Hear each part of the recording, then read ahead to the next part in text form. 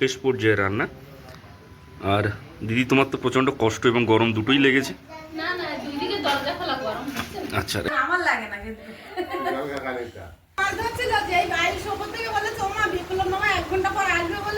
আচ্ছা।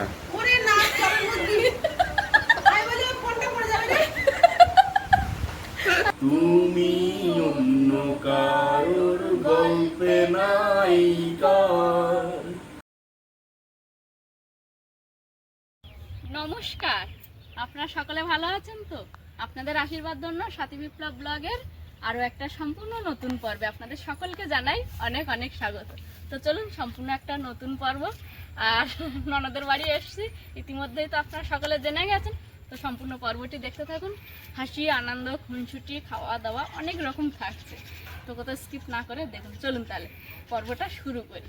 দিদির বাড়িতে এসে প্রতিটা মুহূর্তই যেন ছোট্ট ছোট্ট মুহূর্তগুলোই জমজমাট হয়ে উঠেছে। তো চলুন, যারা প্রথমবারের জন্য দেখছেন তারা সাথী বিপ্লব ব্লগে ছাড়া ভিডিওগুলো যদি আপনাদের মনের মনিকটায় একটু জায়গা করে নিতে পারে, তাহলে সাবস্ক্রাইব করে আমাদের পাশে থাকবেন, লাইক কমেন্ট শেয়ার করে আমাদের এই সম্পর্কটাকে আরও শক্ত মজবুত করে তুলবেন।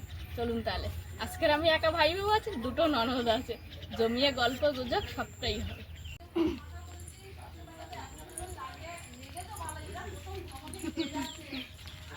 কি হয়েছে প্রিয়াঙ্কা? এইগুলো ফেলতে যাচ্ছি। তুই দেখলে আমাদের প্রচেষ্টা কই মাছ দেখলাম মানে ভালো উঠছে। আর ওই ভেবে রেখেছি মোটামুটি জাল করতে যা পাবো ছোট ছোট যেগুলো সব ছেড়ে দেবো। মানে মাছ উঠছে তো দেখতে ভালো লাগছে, দেখতে ভালো লাগছে। আর রোদ হলে বেশি ফুট কাটে। হ্যাঁ, কি সুন্দর।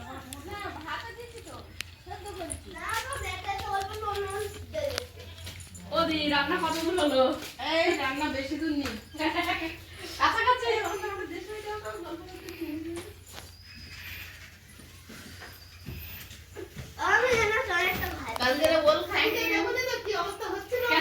আমার ভাগ্নে ছেলে আমাকে একটা ঘর গিফট করলো।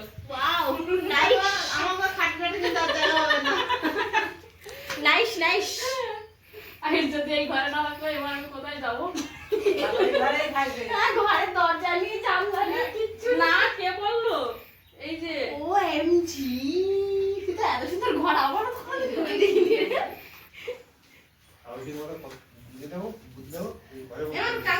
হ্যাঁ, পুরো একদম। বলো, কেমন আছো?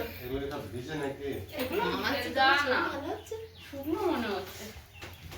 অল্প অল্প ভেজা, কিছু মনে করতে বর্ষাকালে। হ্যাঁ, আর বর্ষাকালে ঘর বলতে জিনিসপত্র চারিদিকে শুধু ঝুলছে, জিনিসপত্র আর জিনিসপত্র। আর আমি তো তার ওপর দিয়ে সারাক্ষণ জলে না। হ্যাঁ, তাহলে তুমি কোন ঘরে থাকবে? এই ঘরে থাকবে না এই ঘরে থাকবে? ভাগ্নে ছেলে দিয়েছে। ঘর দান করেছে। এখন আমি সবার হাতে ছেড়ে দিল, আমাকে কি এই ঘরে রাখবেন? আমাকে এই ঘরেই থাকতে হবে। যার লাগে না আমার লাগে না কিন্তু। গঙ্গা কালিকা। এই সাথীরা আসাতে কিছু দিনেই ওগুলো মদন আছে দেখি। দেখো কি খাবার দিচ্ছে, দেখো নাম করা জিনিস। মদন এই যদি মজার বলতে। হ্যাঁ, গিফট করলো। রিমি দোতলা করে দিচ্ছ নাকি? হচ্ছে না না মুড়ি মেশা গামলি নাও, গামলি নাও। রিমি, তুমি কি বানাচ্ছ রিমি? এই যা। ভেঙে গেল।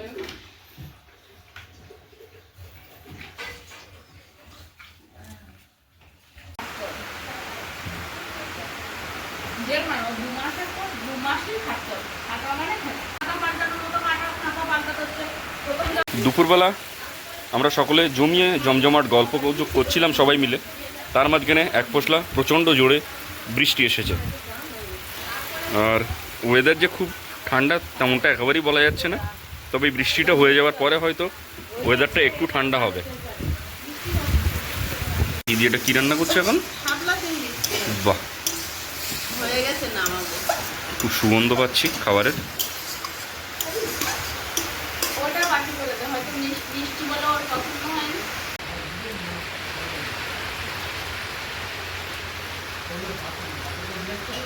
না না ওরা বাড়ি লাগবে।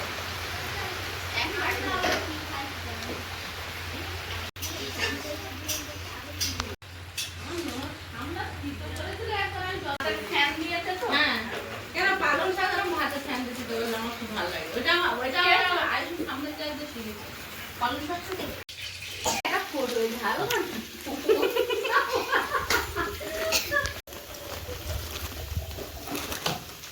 দুহাত এরকম না, দুহাত এরকম। হ্যাঁ,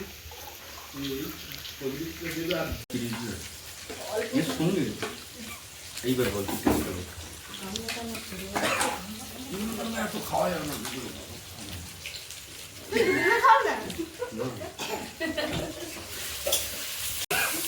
ওদি রাতের আগে আরো রেসিপি বানিয়েছিল, যেটা তো শুধু জিলেপি আর কি পেলাম জানো, ওটা চৌকো গজা। আর গিয়েছিল জিবে গজা ছিল, আঙুলে গজা ছিল, আঙুলে গজাতে পাবি, আঙুলে গজা দিদি শেষ করেছে, জিবে হ্যাঁ। গজাটা বাবি শেষ করেছে। এই দুবারটা সবাই খেয়েছি আমি খাইনি। ওই আঙুলে বাজেটা তোমার দিদি একা ওটা দায়িত্ব দিদির দায়িত্ব, ওটা দিদির দায়িত্ব ছিল, ওটা দিদি একা। দিদির দায়িত্ব ছিল ওটা। কি দিদি খেয়েছে নাকি ওটা দিদির দায়িত্ব? বাবি একটা জিবে গজা আনবে, বাবি মায়ের টুকরো ওই ড্রেসিং টেবিলটা কিনে এনেছি ওর ফুলতে প্রথমে রাখতে দিবে কাজ ওই বাজার ফুটোগুলো নতুন এসে বাজার করে রাখ। মাংস দেবো দাদু তোমার এখানে এসেছিল না? আচ্ছা, এটা নিয়ে নাও দাদু। এ দাদু এসে আবার হারিয়ে গেছিল দিদি রান্না করছে এদিকে, আর আমরা সকলে মিলে এক গামলি মুড়ি মাখিয়ে খেলাম। দিদি এক গাল খেয়ে বললো আমি আর খাবো না। মাংস খাবো আমার একটা নাম হয়ে গেছে না আমি বলে মাংস হলে আর মাংস অনলি ফর মাংস। অবশ্য তাই দিদি আমার তো আছে তো আমরা ওই বলে কোনো রকম খাই না। কোনো তরকারি খাই না কেন? মাংস দিয়ে খাই দিনে মাংস রান্না মনে করবে, আর কোনো তরকারি না করলেই চলবে। হ্যাঁ দুপুরবেলা দিদির বাড়িতে রান্না হচ্ছে, একেবারে শেষ পর্যায়ে রান্না। আর দিদি তোমার তো প্রচণ্ড কষ্ট এবং গরম দুটোই লেগেছে। না না দুইদিকে দরজা খোলা গরম হচ্ছে না। আচ্ছা, এইটা রান্নাটা হয়ে গেলে তো এখান থেকে এটা সরেও যাবে মনে হয় না? না এই এখানেই থাকে আর কাঠগুলো খুব সুন্দরভাবে জ্বলছে। এটাই কিন্তু রান্না করে, দরজা সুন্দর করে ঢেকে রেখেছে যাতে না এক ফোঁটা জল পড়ে। তাই না? এটা সত্যি কথা, আমাদের সোনুর বাবার যেমন দেখি, আমার ছোট মেশার আর আমাদের আয়েশার বাবা যে কাজটা করবে একদম গুছিয়ে, যতবার সমস্যা হবে ততবার ভেঙে পড়বে। পূজার সময় মনে আছে সেই তুমি আমি রাস্তায় ইট দিচ্ছিল, একটা প্লাস্টিক ছিল ইটের তলায়, সেই জামাই বাবু এসে সেই ইট তুললো, আস্তে আস্তে করে মাটি সরিয়ে প্লাস্টিক সরিয়ে আবার ইট পাতলো। মানে ওটা ফিনিশ করতেই হবে।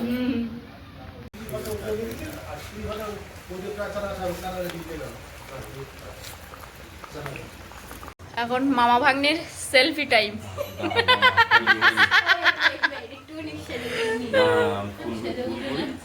বৃষ্টি হচ্ছে অন্ধকার প্রিয়াঙ্কার বাচকটা ছোট হয়ে যাচ্ছে সেলফিতে।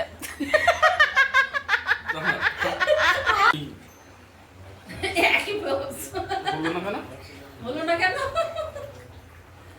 এটা আয়ুষের মতো বললে না, হলো না কেন? ও কি লুকিয়ে দিয়ে না ওটা লিস্টই হয়ে যাচ্ছে। হয়ে গেছে?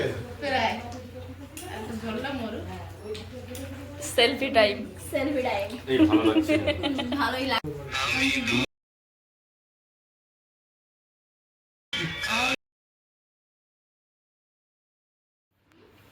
এইখানে কি আমরা সবাই খেতে বসবো? আচ্ছা, দুপুরবেলা রান্না হয়ে গেছে, দিদি রান্না সমাপ্ত করেছে। এবারে আমরা খেতে বসবো সকলেই।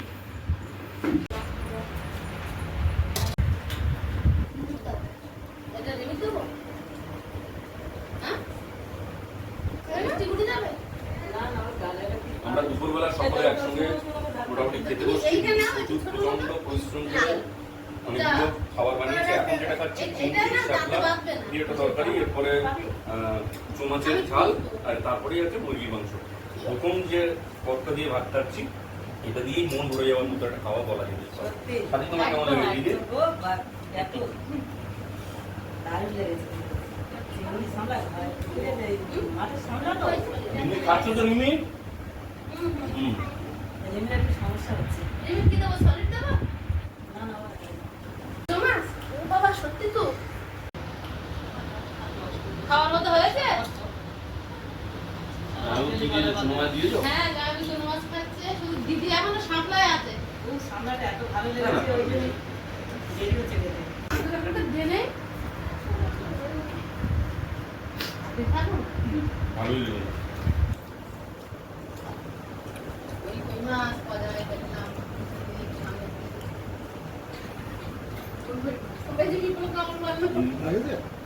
চুনো মাছ খাওয়ার, চুনো মাছ যে তুমি পয়সা দিয়েও খাবে, সবসময় চুনো মাছ পাবে না। চুনো মাছ পাওয়ার পরও যেটাকে ফুটিয়ে রান্না পর্যন্ত খাবারের প্লেট পর্যন্ত নিয়ে যাও, আমাদের বড় কথা না। বিপ্লব, আমি যখন ভাড়া ঘরে থাকতাম তখন একবার এসেছিল, তা বিপ্লবের কি পুঁটি মাছ না কি ছোট ছোট মাছ ছিল মনে আছে, ওই ডিমের তরকারি করেছিলাম, তো ওই ডিম বলে আমার ডিমটা শুধু দাও, আমি চুনো মাছ দিয়ে খাবো। মনে মনে আমার কত 9-10 পড়ি তখন।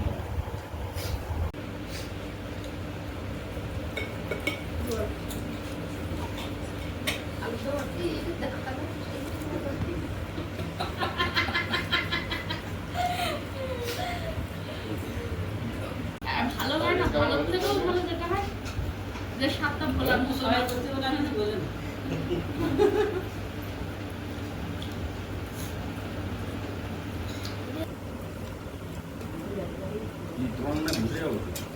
প্রিয় দর্শক বন্ধু, দুপুরবেলা জমজমাট খাওয়া দাওয়া হলো, এবার একটু রেস্ট নেবো আমরা সকলে। আর রেস্ট নেওয়ার পরে আবার একটু বিকেল নাগাদ আপনাদের সকলের সঙ্গে জমিয়ে জমজমাট পর্বের যে যে মজার ঘটনাগুলো হবে সেগুলো সবটাই আপনাদের সঙ্গে শেয়ার করবো আমরা। অসাধারণ বৃষ্টি হচ্ছে। বৃষ্টি হচ্ছে, একবার দেখুন, দেখ দেখ দেখ, বকটা দেখো মামা, অসাধারণ একেবারে। এরকম ঠান্ডা ঠান্ডা ওয়েদারে পকোড়া বানাতে হবে, বুঝলো মামা। বৃষ্টি বাইরে হচ্ছে আর আমাদের মনে যেন আলাদাই আনন্দ। আলাদাই একটা আনন্দ হচ্ছে। আমরা মামা family, আমাদের চারিদিকের হ্যাঁ, সবাই বসে যে পরিমাণে আনন্দ, এই আনন্দ কোনো অবস্থাতেই পয়সা দিয়ে পাওয়া যাবে না। অবশ্যই। এই বৃষ্টিকে উপেক্ষা করে এতদূর পর্যন্ত আসতে পারার পরে মনে হচ্ছে বৃষ্টি অপেক্ষা আনন্দ কিন্তু বেশি দামি। আর আমরা দুজনে আমাদের ড্রয়িং রুমে যে খাটটা আছে ওটা দখল করে নিয়েছি, এবার যে যেখানে পারে থাকবো। আমরা দুজনে মোটামুটি এখানে আমাদের একটা শরণের কিছুক্ষণ বিচরণ ব্যবস্থা। করবো, তারপরে যা হবে হবে, দেখা যাক। তারপরে দেখা যাক। আর আমি আমার মামাকে অনেকদিন পর পেয়ে খুব হ্যাপি, ভীষণ হ্যাপি। আমি মামাকে সবসময় বলি হ্যাঁ, না, মাছ ধরছিল, আচ্ছা এই দিকটা একটু ঘোরাও, দিদি কি বলছে একটু শোনা যাক। হ্যাঁ বলো দিদি, বলো। জলে মাছ ধরছিল, যে এই বাইরের সবর থেকে বলেছে ওমা বিপ্লব মামা 1 ঘন্টা পর আসবে বলেছে। আচ্ছা, ওরে না জলের মধ্যে আমি বলি ওর ফোনটা পড়ে যাবে রে। আর এটা একটুও মিথ্যা কথা না, এটা খুব না না সত্যি না, কথা। এটা আমি বিশ্বাস করি। ঠিক আছে। আমি যে কি খুশি হই আমার মামা আর মামি এলে, বিশ্বাস করুন। মানে আমি একটা অন্য জগতে চলে যাই, যে আমার মামা মামি আসবে, কিন্তু থাকে না, খুব তাড়াতাড়ি থ্যাংক চলে ইউ, যায়। মোবাইলটাকে চার্জে বসিয়ে দিয়ে দাও। কি বলো দিদি? দিদির সঙ্গে খুব গল্প করছে তোমার সঙ্গে, খুব গল্প করছে।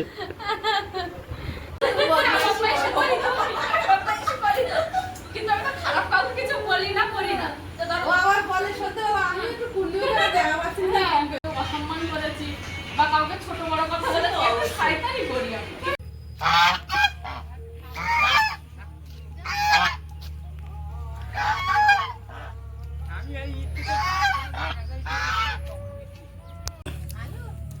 राजा एंड रानी, কে রাজা কে রানী? एक था राजा एक था रानी, बीच में मैं आ गया, खत्म कहानी।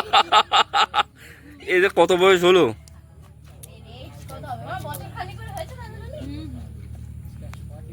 বাহ, যখন এনেছি তখনই 1 বছর প্রায় হতে যায়। তখন বয়স ছিল আমার বাড়ি আনা তো 1 বছর হয়ে গেছে। তো প্রায় সন্ধ্যের মানে শুরু- কাছাকাছি। কাছাকাছি সন্ধ্যে। আমরা মানে সবাই এক জায়গায় হলে যেটা হয়, অনেক গল্প করছিলাম, অনেক আনন্দ করছিলাম, একটু মনে হলো বাইরের দিকে বেরোই। তো মামা আমি দুজন বেরিয়েছি, আর আমার মামির ভীষণ জোকের ভয়, আর আমাদের এখানে জোকটা মানে পাওয়া যাবেই এরকম একটা ব্যাপার, মামি ওই জন্য বার হয়নি। তো মামা আর আমি একটু বেরিয়েছি রাস্তার দিকে। আমরা যে এলাকায় বিচরণ করছি আশেপাশে জোকের সম্ভাবনা আছে, সুতরাং প্রচুর সাথী পরিমাণে। দেবীকে এই মুহূর্তে আমরা দেখাবো না। আমরা এই জায়গাটা একটু বেড়াতে যাচ্ছি, সেটা ক্যামেরা বন্দি করবো। আমরা দুজনে বেড়াতে যাব, আর কোনদিকে যাচ্ছি আপনাদের সাথে শেয়ার করব। আমরা যেদিকেই যাই না কেন, আমরা যেদিকেই যাই না কেন ক্যামেরা ধরবো, আপনাদের পছন্দ হবে, কারণ এতটাই মনোরম সুন্দর আমাদের মনোরম বাড়ির পরিবেশ। পাশটা। মানে আমাদের বাড়িটা গ্রামের একদম শেষ প্রান্তে, তো আমাদের এখানের পরে আর কোনো বাড়ি ঘর দর নেই আপাতত। এখান থেকে আধা ঘন্টা 45 মিনিটের মধ্যে আর কোনো বাড়ি ঘর নেই, তো এই জন্য একেবারে ফাঁকা। ওই জন্য খুব ভালোভাবে প্রকৃতি উপভোগ করা যায়। তো চলো, দেখতে থাকুন, হ্যাঁ। আশা করছি ভালো লাগবে। আমরা নিজেরাও উপভোগ করি আর দর্শক বন্ধুরা উপভোগ করুক। চলো। পাশটা হুম। ওটা কিন্তু রোয়ানা। আচ্ছা। ওই ধানটা কোনো চাতর থেকে পাতা ফেলে রোয়ানা। আগের বছর ওনারা ধান মানে চাষ করেছিলেন, আচ্ছা। তো যখন মানে বস্তায় করে নিয়ে যাওয়া হয় যেটুকু ধানের বীজ পড়েছিল হুম। তা থেকে এই ধানের চারাগুলো উৎপন্ন হয়েছে। তো আচ্ছা। এখন জল পেয়ে আর কি হয়েছে? তা ওটা দেখলে মনে হয় ওখানে বন হয়েছে, মানে ওখানে কোনোভাবে লাগানো, কিন্তু ওটা কিন্তু লাগানো না। আচ্ছা, বুঝতে পেরি। ওটা ওভাবেই মানে পড়ে থেকেই হয়েছে, কিন্তু এত সুন্দর হয়েছে ওটা দেখলে বোঝা যায় না যে ওটা একটু ধান লাগানো ছিল। আর এদিকে আরেকটা আছে, ওই জায়গাটা চাতর করেছিল, ডুবে গেছে, তো আবার করেছে। তাই? আর এখানটাতে কারণ ডুবে গেলে একটা তো সমস্যা হয়। এক যাত্রায় পৃথক ফল, একসাথেই চাতর করে। ও এক সেকেন্ড, আমি এইটাকে একটু ক্যামেরা বন্দি করি না। অনেক দিন পর দেখলাম, কিন্তু অনেক দিন পর। বাদুর তো। হ্যাঁ, আমি মনে হয় সামনাসামনি এই প্রথম দেখলাম। ও হ্যাঁ, যাই হোক, তুই কিছু একটা বলছিলিস। এই যে আমি বলছিলাম কি, যে এক যাত্রায় পৃথক ফল হয়, সেটাই এখানে নোটিস করা যেতে পারে। আচ্ছা। মানে এপাশটা এত সুন্দর হয়েছে, একই সাথে লাগানো, কিন্তু আর এপাশটা একদম হয়নি। তাই? বাপ রে বাপ, খেয়াল করেছিস? ওই দেখ। এখনো কিন্তু হ্যাঁ হ্যাঁ। হ্যাঁ, আমি এইটারই কথা বলছিলাম। এই আলোটা এখন যেমন অস্পষ্ট, তখন একদম স্পষ্ট ভাবে আসে, আর খুব সুন্দর একটা আভা ছড়ায়। হ্যাঁ। মানে যে দিনের শুরু, দিনের শেষ আর রাতের শুরু, এটারই একটা মানে হ্যাঁ। বোঝা যায় আর কি। আমার মা এই জিনিসগুলো খুব সুন্দরভাবে বলে, আমি অতটা সুন্দরভাবে মানে সাহিত্য চর্চা করি না যেহেতু। তবে বলা তুইও হয়ে খুব ওঠে যে না। খারাপ বলিস তা না, তোর ভিডিও তো দেখি মাঝে মাঝে। আমি যতটুকু পারি চেষ্টা করি আর কি। দর্শক বন্ধু, আমরা এই মেট্রো রাস্তায় ঘুরতে এসেছিলাম, যেখানে এখনও পর্যন্ত বৃষ্টির উপস্থিতি এবং জল কাদার ছটা আমরা দেখতে পাচ্ছি। আর আশেপাশে মাঠগুলোতে কোথাও কোথাও জল জমে আছে, কোথাও কোথাও ধানের পাতা পড়ে আছে। দূরে লাইট পোস্টে একটু একটু করে আলো জ্বলছে, সাদা মেঘের মধ্যে দিয়ে সাদা সাদা বকগুলো হয়তো তাদের নিড়ে ফিরছে। আর দূরে একজন কৃষক বন্ধু, সে জমি চাষ করায় ব্যস্ত, যদিও এটা আমাকে এখন ক্যামেরা ধারণ করা একেবারেই অসম্ভব। সেখানে সাদা সাদা বক আছে। প্রিয়ঙ্কা, প্রচুর হ্যাঁ, বক আছে। আমাদের মনে অনেকক্ষণ প্রায় হ্যাঁ। ঘুরলাম, বেশিক্ষণ ঘুরতে পারিনি, অনেকক্ষণ বলাটা ভুল, আমাদের মন ভরেনি। মন ভরেনি, কারণ একেবারে সন্ধ্যা পড়ে গেছে। আমাদের মনে হয় এবারে এই স্থান পরিত্যাগ করে আমাদেরকে বাড়ির দিকে হ্যাঁ ফেরা উচিত। অনেকদিন পর পর মামাকে পাই, তো আমি এই সময়গুলো খুব উপভোগ করি, সত্যি কথা যেটা। যতটা পারি মামা মামি আসলে আমি মামা মামির সাথে খুব সময় দেওয়ার চেষ্টা করি। আমার মানে আমার সঙ্গে মামার একটা আলাদাই বন্ডিং। চলো। চলো। ভিতর পুচ্ছে যেন মাছের কান করলাম, এত নরম শাড়ি সুতোয় বুনছে যেন সেই লালের কঙ্কাল। বিপদ বড়, কথার উপর কেবল কথা, সিলিং ছুঁতে চাই, নিজের মুখে আয়না আদল ভাবছে অসহায়। তুমি অন্য কারোর গল্পে নায়িকার। আমাদের গলা খুব খারাপ, অনেকক্ষণ থেকে তুমি যাকে ভালোবাসো, স্নানের ঘরে বাষ্পে ভাসো, তার জীবনে জল। তোমার কথার শব্দ দূষণ, তোমার গলার স্বর, আমার দরজায় কেউ দিয়েছি আমার দারুণ জল। তুমি অন্য কারোর সঙ্গে বেঁধো ঘর, তুমি অন্য কারোর সঙ্গে বেঁধো ঘর। বিকালবেলা ঘোরাঘুরির পরে সকলে এক জায়গায় বসে গল্প করছিলাম। হঠাৎ দিদি রান্নাঘরে এসে খুটখাট টুকটাক একটা আওয়াজ করছে। আমি ভাবলাম হয়তো চা করছে, আমি একটু বলবো দিদির যে দিদি এই সময় একটু আদা চা হলে ভালো হয়। এসে দেখছি দিদি আদা চাই বসিয়ে দিয়েছে। বসানো হয়ে গেছে, আদা টাদা করা হয়ে গেছে। আমি ওদের ডাকবো না বলে টুক করে পিছন দিক দিয়ে এসছি। আমি এইটা হয় না যে সবাই এক জায়গায় বসে একটা গল্প করে, এই যে কাজের জন্য উঠে যাওয়া, একটা গল্পের আসলে একটা কানা ভেঙে গেছে। না আমি ওর ভাবছি একটু আদা টাদা খুঁড়ে দিয়ে দিলে দিদি বললো যদি তুমি সেরকম চা বানাবো তাহলে আদা চাটাই বানাও।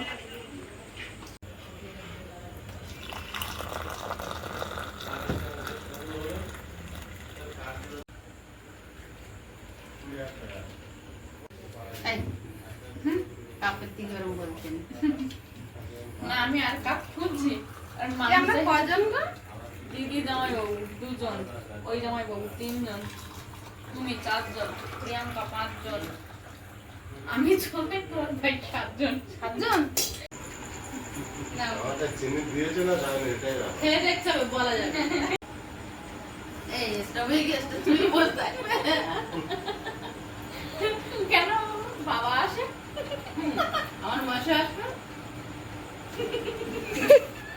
এই তো ভালো। এই যে মালিক কাছে আমি চা খাচ্ছি। কিন্তু বোঝা যাচ্ছে না যে তুমি চা খাচ্ছ।